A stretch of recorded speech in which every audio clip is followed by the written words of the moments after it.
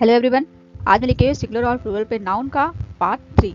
चलिए वीडियो को शुरू करते हैं। प्रैक्टिस करने वाले हैं हम। चलिए एक एक करके सभी क्वेश्चंस का आंसर आप मुझे कमेंट बॉक्स में देंगे। फ्रेंड्स, अगर आपको नहीं पता है तो मैं आपको बता दूं कि हमारी ग्रामर की पूरी सीरीज चल रही है। अगर आप अभी तक इस चैनल से नहीं जुड़े हैं तो अभी जुड़ जाइए, क्योंकि आपको ये जो ग्रामर की सीरीज चल रही है आपको बहुत हेल्प करने वाली है। चलिए फर्स्ट क्वेश्चन देखिए। 3 summons have been issued by the court but he has not yet appeared before the court. 3 summons have been issued by the court but he has not yet appeared before the court. इसे बताइए क्या mistakes हैं और क्या होना चाहिए, क्यों है। देखिए अगर आपको नहीं पता है तो मैं बता दूं। अगर आपने हमारी लेक्चर देखी, अगर मेरी आपने पीछे की सारी लेक्चर्स देखी हैं तो आपको पता चल गया होगा इसमें क्या गलती है। ठीक है, हम सिंगुलर और प्लूरल की बात कर रहे हैं। ये देखिए यहाँ पे ये प्लूरल है हमारा, और यहाँ पे इस समन्स को भी हमें प्लूरल बनाना होगा। और ऑलरेडी ये समन्स को प्लूरल बनाने के लिए एस लगा के सिर्फ प्लूरल नहीं बनाते, समन्स को प्लूरल बनाने के लिए हम ईएस लगाते हैं। ठीक है, समन्सिस होता है समन्स का प्लूरल। ठीक है, ये सिंगुलर है। ठीक है, यहाँ पे देखिए ये प्लूरल वर्ब का भी यूज किया गया है। ठीक है, तो इसमें इसका आंसर क्या होगा? इसका आंसर होगा समन्सिस। ओके, ये समन्स की जगह समन्सिस आएगा। ओके, नेक्स्ट क्वेश्चन है, you are the among those mens who earn name and fame not by the chance by the hard work. इसमें बताइए, कमेंट करते जाइएगा आप अपना आंसर, आपको पता चलेगा सही आंसर क्या होता है। मुझे भी पता चलेगा आप कितना देख रहे हैं, कितना समझ रहे हैं। अगर आपको वीडियो अच्छा लग रहा है तो आप वीडियो को लाइक कर दीजिएगा। आपके लाइक करने से हमें बहुत मोटिवेशन मिलता है। देखिए जो इसमें जो अमंग है ये हमारा प्रीपोजिशन है। ठीक है, जो दो लोगों के लिए लगता है। ओके, और ये जो दोज है, ये दोज को ही देख के हमें पता चल रहा है कि दोज जो है वो अपने आप में प्लूरल है। ठीक है, दोज भी हमारा क्या है? प्लूरल है। तो जो मेंस है ये भी हमारा प्लूरल होगा, और मैन का जो प्लूरल होता है वो मेंस नहीं होता, वो मेन होता है। ठीक है, क्या होगा? मेन होगा। ओके, देखिए नेक्स्ट वन है, the wall of this magnificent building is 50 foot high. इसमें बताइए इसमें क्या मिस्टेक्स है। देखिए ये जो द वॉल है ये हमारा सिंगुलर सब्जेक्ट है। ठीक है, ये हमारा सिंगुलर सब्जेक्ट है, और ये जो ऑफ है ये हमारा क्या है? ये हमारा प्रीपोजिशन है। और ये जो दिस मैग्निफिकेंट बिल्डिंग है ये हमारा क्या है? इसका हमारा ये ऑब्जेक्ट है। ठीक है, तो अब बताइए, यस 50, यहाँ पे 50 है, ये प्लूरल है। तो ये जो फूट्स आएगा, फुट का प्लूरल फूट्स नहीं होता है, हमें अच्छे से पता है। फुट का प्लूरल फीट होता है। अगर आपने पहला वाला लेक्चर नहीं देखा है तो आप उसमें जाके देख सकते हैं। ये सारे मैंने सिंगुलर प्लूरल अच्छे से डिटेल में कवर किया हुआ है, जो कि एग्जाम में रिपीटेडली पूछा जाता है। ठीक है, चलिए आगे देखते हैं। There were self running scores across every wall from floor to eye level. ठीक है, इसमें बताइए इसमें क्या गलती है और क्या होना चाहिए। कमेंट करते रहिएगा अपना आंसर।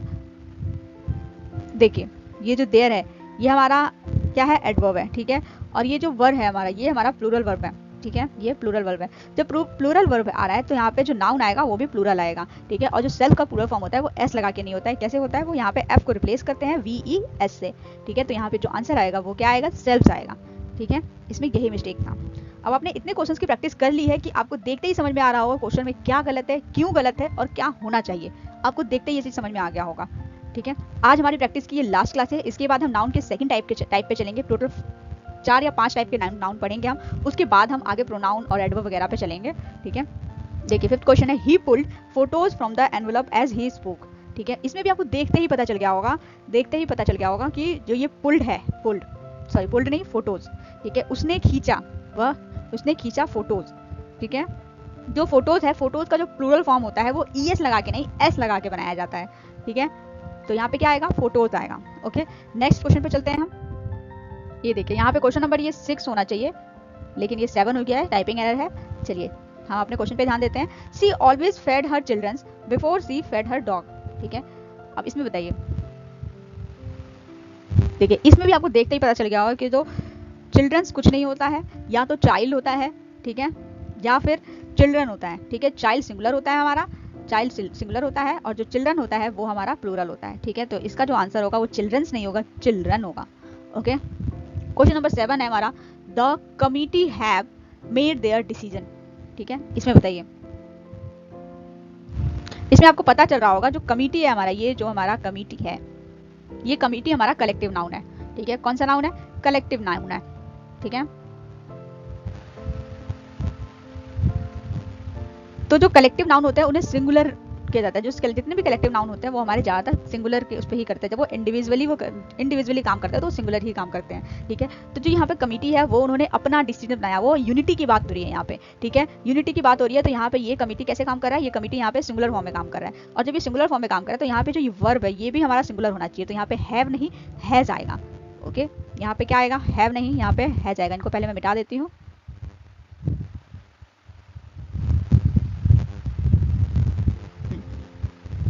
अब बात करते हैं, यहाँ पे हैज आएगा, okay. The committee has made their decision, ठीक है। क्वेश्चन नंबर 8 कह रहा है हमारा, there is many furnitures in the room, ठीक है। ये वाला बताइए, ये वाला तो बहुत ईजी है। ये मैं आपको ये वाला कॉन्सेप्ट मैं आपको 2 से 3 बार क्लियर कर चुकी हूँ।